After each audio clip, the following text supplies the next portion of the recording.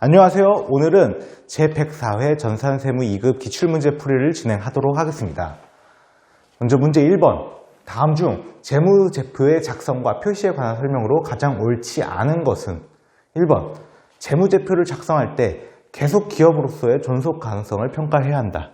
맞는 말이고요. 2번. 재무제표의 작성과 표시에 대한 책임은 경영진에게 있다. 이거 맞는 말입니다. 감사인에게 있는 것이 아니라 경영진에 있는 것이 맞습니다. 3번.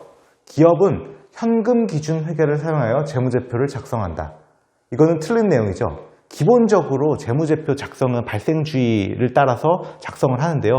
그 재무제표 중에서 현금흐름표만 현금주의를 사용해서 재무제표가 되는 것이죠. 재무제표는 원칙적으로 사실에 근거한 자료만 나타내지만 추정에 의한 측정치도 포함한다. 이것도 맞는 내용입니다. 추정에 의한 측정치 중에 충당부채 등이 예시로 들 수가 있습니다. 2번. 다음 중 재고자산에 대한 설명으로 가장 옳지 않은 것은 1번. 선적지 인도 조건으로 판매한 운송 중인 상품은 판매자의 재고자산이 아니다. 이거 맞는 내용이죠. 선적지 인도 조건이면 이미 선적할 때 이 구입자, 매입자의 재고자산이지 판매자한테는 재고자산이 아닙니다.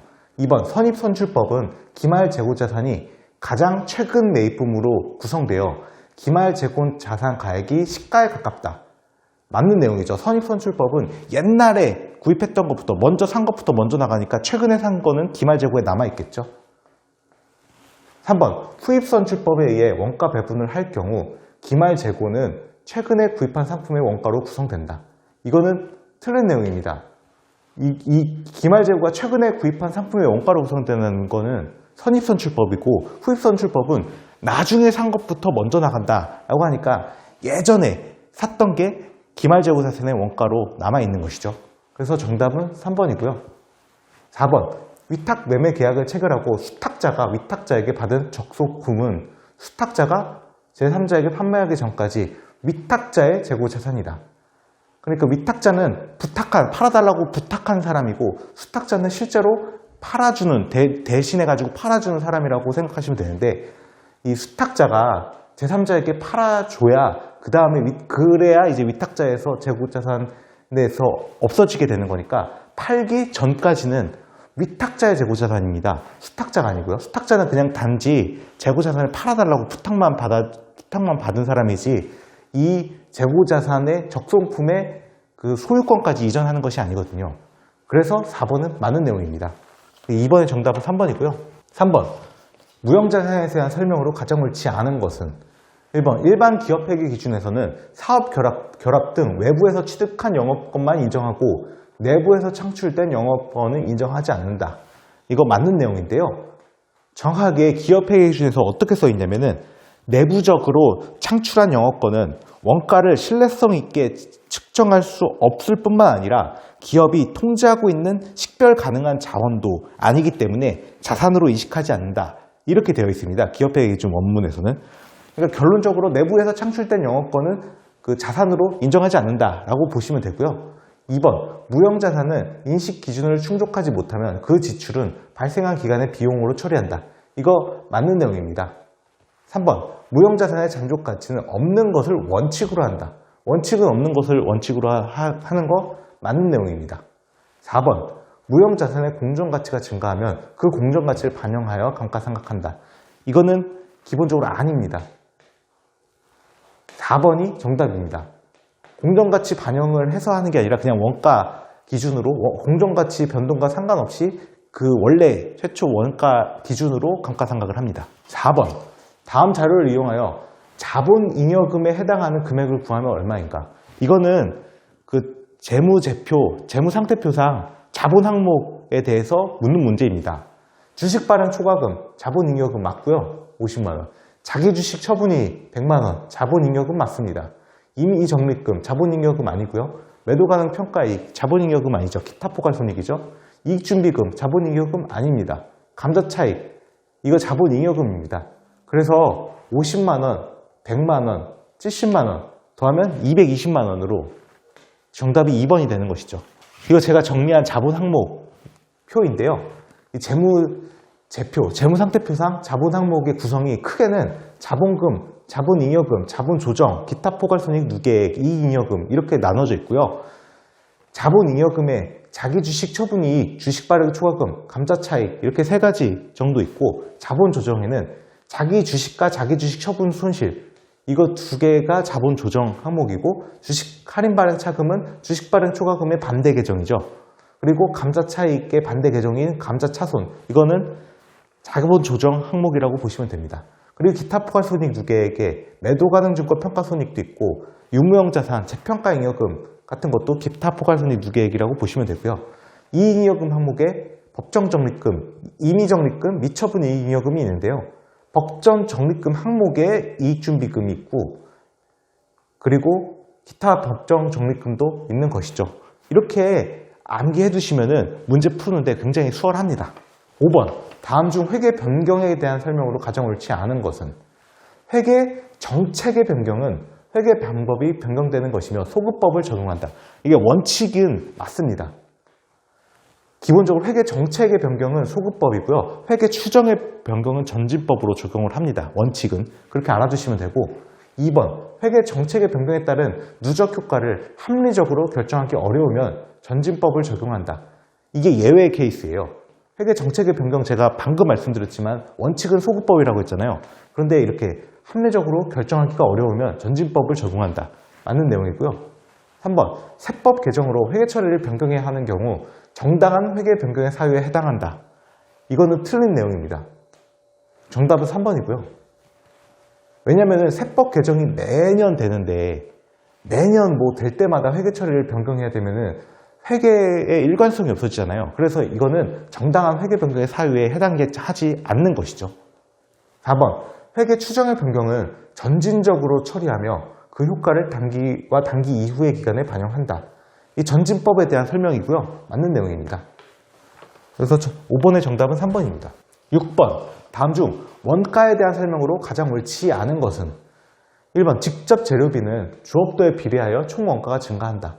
이거 변동비 내용 말하는 거죠? 직접 재료비는 변동비 항목이 맞기 때문에 맞는 말이고요. 2번, 단기 총 제조 원가는 단기에 발생한 기본 원가와 제조 간접 원가의 합이다. 이거 맞는 내용인데요. 기본 원가가 직접 재료비와 직접 노무비의 합계잖아요. 이게 직접 재료비와 직접 노무비의 합계입니다. 그렇기 때문에 직접 재료비, 직접 노무비, 제조 간접 원가 합치면 단기 총 제조 원가가 맞죠. 3번, 관련 범위 내에서 변동비는 주업도의 증감에도 불구하고 단위당 원가가 일정하다. 맞는 내용이고요. 제품 생산량이 증가함에 따라 관련 범위 내에서 제품 단위당 고정 원가는 일정하다. 이 4번이 틀렸습니다. 일정하지가 않고 감소합니다. 단위당 고정 원가잖아요. 그래서 정답은 4번인데요. 이거 보시면 제가 그래프를 하나 그려보면 가로축이 주업도고 세로축이 이 단위당 원가라고 하겠습니다. 단위당 원가. 그러면 변동비의 경우에는 주업도가 증가해도 단위당 원가는 일정하고요. 그렇기 때문에 3번이 맞는 내용이고, 4번은 주업도가 증가하면 단위당 원가가 감소하는 그래프, 이런 식으로 그어지는 그래프가 있거든요. 이게 고정 원가의 그래프입니다. 이게 변동 원가의 그래프고요. 그렇기 때문에 4번이 틀린 것이죠. 7번, 수선 부문과 동력 부문에 각각 80만원, 76만원의 보조 부문 원가가 집계되어 있을 경우 아래 자료를 바탕으로 조립 부문에 배분될 보조 부문 원가 총액은 얼마인가? 단 직접 배분법을 사용하는 것으로 가정한다. 직접 배분법 사용해서 이 조립 부분, 여기에 배분될 보조 부문 원가 총액을 구하는 겁니다. 구해보겠습니다. 일단 수선 부분이 80만원이죠? 80. 직접 배분법이니까 수선 부분은 여기 거를 활용해야 되지 않습니까? 근데 직접 배분법이니까 여기 보조 부분에 있는 거는 무시를 하고요. 300시간, 200시간 이것만 밑에다가 고려를 합니다. 분모에. 그리고 조립 부분이니까 분자가 200시간이죠. 그리고 더하기. 동력 부분은 76만원이죠. 이것도 마찬가지로 밑에 있는 건데 이거는 12,000kW는 이거 고려를 하지 않고 4,500이랑 3,500만 고려를 하는 것이죠. 4,500 그리고 3,500 인데 이 조립 부분이 3,500이죠. 이거를 계산을 하면은 65만 2,500원이거든요. 65만. 그러면 정답이 4번이 되는 것입니다. 직접 배분법을 아시면 쉽게 풀 수 있는 그런 문제입니다. 8번. 아래의 자료만을 참고하여 기말 제품 재고액을 구하면 얼마인가? 쭉 재무상태표 계정의 제공품, 제품, 기초 기말 나와 있고 기초 및 기말 원재료 재고액은 없다고 합니다. 그리고 제조원가 명세서에 직접 재료비, 직접 노무비, 제조간접비, 제품 매출원가 등 이런 식으로 나와 있죠. 손익계산서 자료. 그러면 이거는 T 계정으로 풀면 굉장히 편합니다. 원재료가 없으니까 제공품과 제품으로 제가 구해 보겠습니다. 제공품. 제공품의 기초 금액은 10만 원이죠.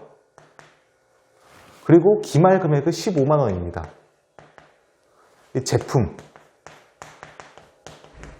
제품도 T 계정을 그려놓고 시작을 하겠습니다. 기초가 21만 원이죠. 그리고 직접 재료비 나와 있는 대로 19만 원. DM으로 쓰겠습니다. 19만 원. 그리고 직접 노무비 DL 10만 원. 그리고 제조 간접비 OH 오버헤드 코스트 약자로 쓰겠습니다. 15만 원. 그러면 여기가 단기 제품 제조 원가잖아요. 단기 제품 제조 원가는 얼마가 되냐면 39만 원이 되거든요. 이게 이쪽으로 들어오게 되죠. 여기 39만 원. 그리고 제품 매출 원가 20만 원. 이렇게 하면 여기 이 X, 이게 기말 제품 재고액이잖아요. 이거를 역산해가지고 이렇게 구해보면은 결국에 40만 원이 나오거든요. 그래서 이거 정답이 1번이 되는 것이죠. 이렇게 그림을 그려서 푸는 게 원가회계 푸는 때는 가장 빠른 방법입니다. 9번. 원가 자료가 다음과 같을 때 단기에 직접 재료비를 계산하면 얼마인가? 단기 총 제조원가가 230만 원이고 제조간접비는 단기 총 제조원가의 20%이고 제조간접비는 직접 노무비의 80%이다. 그러니까 이거는 수식으로 풀어야 됩니다. 이렇게 퍼센트 이런 식으로 나와 있잖아요. 수식으로 한번 풀어보겠습니다.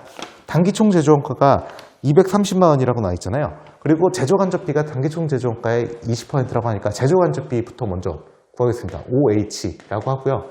OH는 단기 총 제조원가 230만 원이죠. 여기다가 20% 0.2 하면은 이게 46만 원이에요. OH 제조간접비 46만 원인데 이 제조간접비는 밑에 제조간접비 직접 노무비의 80%이다 하면은 이게 DL 직접 노무비의 80%래요. 이런 식으로 수식을 쓸 수가 있겠죠. 그러면은 직접 노무비도 역산해가지고 구할 수 있겠죠. 46만 원을 0.8로 나누면은 직접 노무비가 나오지 않습니까? 그러면 이거는 57만 5천 원이 나오고요. 그러면 이제 이 단기 총 제조원가도 나와 있고 제조 간접비도 나와 있고 직접 노무비도 나와 있으니까 직접 재료비를 역산할 수가 있겠죠. 먼저 구하는 식은 직접 재료비 제가 DM으로 쓰고요. 직접 노무비는 DL 그 다음에 OH 제조 간접비가 이게 단기 총 제조원가인데 230만 원이잖아요. 근데 DM은 DL 57만 5천 원 그리고 OH 46만 원이죠. 46만 원 하면은 230만 원이니까 결과적으로 DM이 126만 5천 원 이렇게 나올 수가 있겠죠. 그래서 이거는 정답이 3번이 됩니다. 10번. 다음 중 개별 원가 계산과 종합 원가 계산에 대한 설명으로 가장 옳지 않은 것은 틀린 거 찾는 문제이고요. 1번. 개별 원가 계산은 다품종 소량 생산, 종합 원가 계산은 소품종 대량 생산에 적합하다. 맞는 말이죠. 2번. 개별 원가 계산은 종합 원가 계산에 비해 상대적으로 부정확하다. 부정확하다 아니죠. 상대적으로 정확합니다. 정답이 바로 나왔네요. 2번. 개별 원가 계산은 종합 원가 계산에 비해 과다한 노력과 비용이 발생한다. 맞습니다. 과다한 노력과 비용이 발생하는 대신에 종합 원가 계산에 비해서 더 정확한 것이죠. 4번 종합 원가 계산은 대상 기간의 총 제품 제조 원가를 총 생산량으로 나누어 단위당 제품 제조 원가를 계산한다. 이거 맞는 내용입니다. 10번의 정답은 그래서 2번입니다. 11번 다음 중 부가가치세법상 재화의 공급에 해당하지 않는 것은 1번 자가 공급 해당이 되죠? 외상 판매 뭐 판매니까 해당되죠. 재화의 공급이고 사업자상 증여 이것도 재화의 공급에 해당이 됩니다. 담보 제공 4번이 정답인데요. 담보 제공하는 거는 뭐 재화를 판매한 것도 아니고 그 어떤 것 뭐 자금을 차입하기 위해서 어떤 자산 같은 것을 담보를 제공했을 때 그거는 재화의 공급이 아닌 것이죠. 그래서 정답이 4번입니다. 12번 다음 중 부가가치세법상 영세율과 면세에 대한 설명으로 가장 옳지 않은 것은 1번 국내 거래에는 영세율이 적용되지 않는다. 일단 바로 틀렸습니다. 내국 신용장 거래 같은 경우에는 국내 거래인데도 영세율이 적용이 되죠. 그래서 정답이 1번이고요. 2번 면세의 취지는 부가가치세의 역진성을 완화하기 위함이다. 맞는데요. 이 역진성이라는 게 무엇이냐면 부가가치세 세율이 기본적으로 10%지 않습니까?